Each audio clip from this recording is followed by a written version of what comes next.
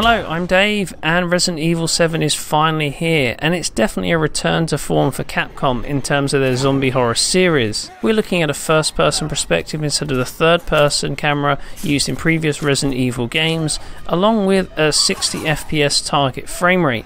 These changes appear for two distinct reasons. Firstly, Capcom wanted to get back to the horror roots of the series, and moving to a first-person camera definitely gives the game a more claustrophobic feel, which is perfect for creating a more foreboding atmosphere and additional scares. But perhaps more revealingly, the game specifically targets first-person camera and 60 FPS because it's designed around PlayStation VR.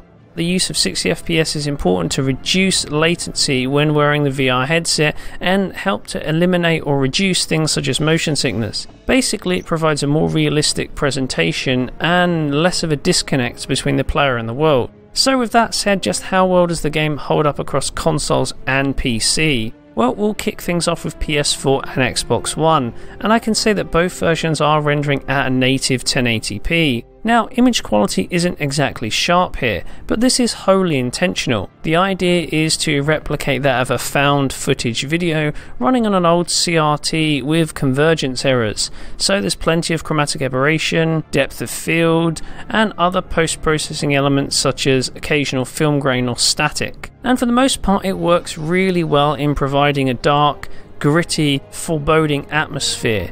It definitely screams horror through and through, and I rather like it. Now, between the two consoles, image quality isn't quite equal, and when playing through the Xbox One, the first thing that's noticeable is there's a fair amount of shimmering on display that just isn't present on PlayStation 4. Here it looks like Capcom are adopting both a post-process and temporal anti-aliasing solution on the PS4, and indeed on Ps4 Pro, whereas on the standard Xbox One it looks like a simpler post-AA method is used instead. And this means that the Xbox One version can come across as looking slightly rougher compared to the game running on other platforms.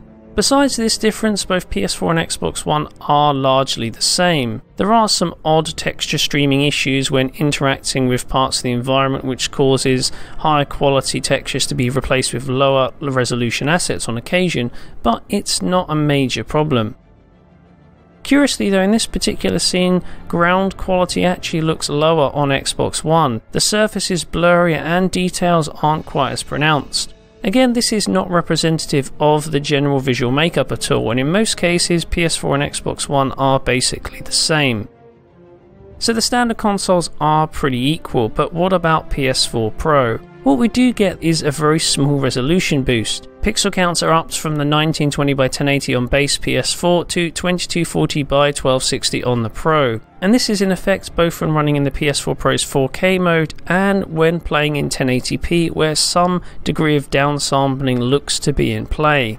It's not a major upgrade, and the difference is actually quite small, certainly nowhere near enough to convince you you're getting a 4K style boost in resolution here. So it's not particularly outstanding. Overall, it's pretty much the same experience on the base PS4 game, but with slightly better image quality when run at 1080p and in the 4K mode when using the consoles to upscale. The only other difference that sticks out is at the beginning of the game when venturing outside, where we noticed increased highlights across the leaves of the trees. On the other hand, the PC version does provide slight extra refinement, but it's not quite as large as you'd expect. Basic image quality is improved here. We're using FXAA plus TXAA, which provides a temporal component, and this mostly eliminates any shimmering from the scene. It's not that different from the base PS4 or PS4 Pro versions in terms of image quality, but it's a rather clean looking game at that.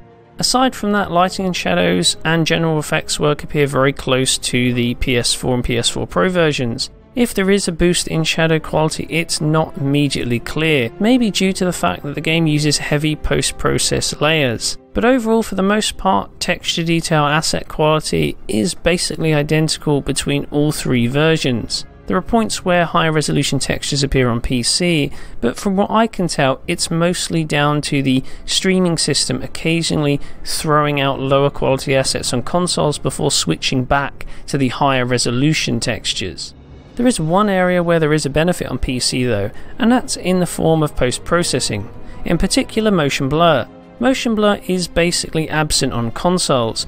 There is a kind of limited version of the effect which consists of basic accumulated frames, but on PC we actually see proper camera and object blur, and this basically enhances the cinematic qualities that Capcom are going for with this particular title.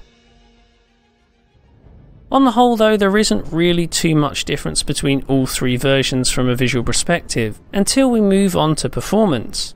Now in terms of the consoles here, the game targets 60 frames per second, and that's primarily because Sony state for the VR experience, games need to run at a minimum of 60 FPS without performance drops. And in terms of both PS4 and PS4 Pro, both consoles deliver exactly that, a locked 60 frames per second across the entire game regardless of what's going on. So the experience looks and feels very consistent here. Motion is very smooth and the controller response is unwavering, and it's the same across both PlayStation 4 platforms.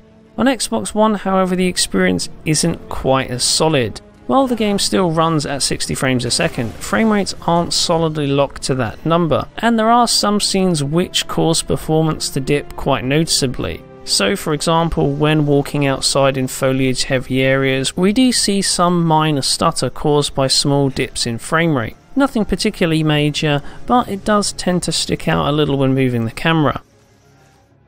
But move inside less demanding scenes see the game hit 60 FPS with relative ease. It's only when moving into combat and some of the more action heavy cutscenes where performance doesn't quite stack up.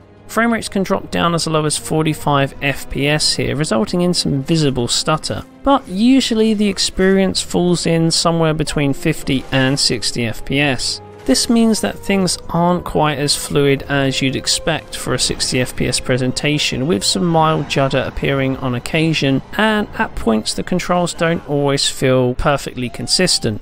So things aren't ideal, and while the experience isn't unplayable by any stretch of the imagination, I do feel that a game targeting 60 FPS should be a little bit smoother. Sometimes the stutter is just a bit too intrusive, but even so I still enjoyed my experience even if performance is less than perfect. So overall, Resident Evil 7 is a great comeback for Capcom. Yeah, not everyone is convinced by the move to a first-person perspective, and the game feels very different from past Resident Evil games, but overall it definitely brings back that sense of horror that's been missing for a long time with the series, and it does fit in nicely in terms of moving the Resident Evil canon along in a slightly different direction.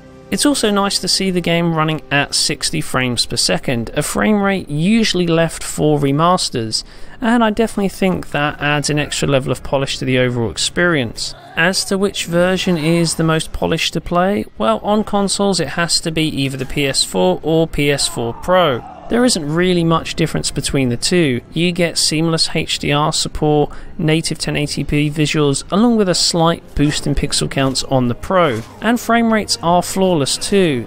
The PC version is also excellent, offering up the ability to run at higher resolutions than 1080p, whilst maintaining a solid 60 FPS if you have the hardware to do so. On top of that, you've also got a few more refined post-processing effects such as motion blur, so this creates perhaps the definitive experience. Anyway, I think I'll leave it there.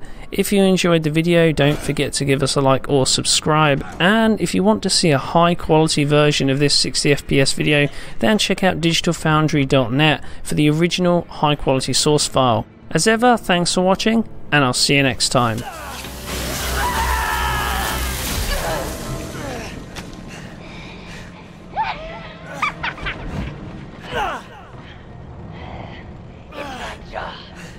Must contain outbreak.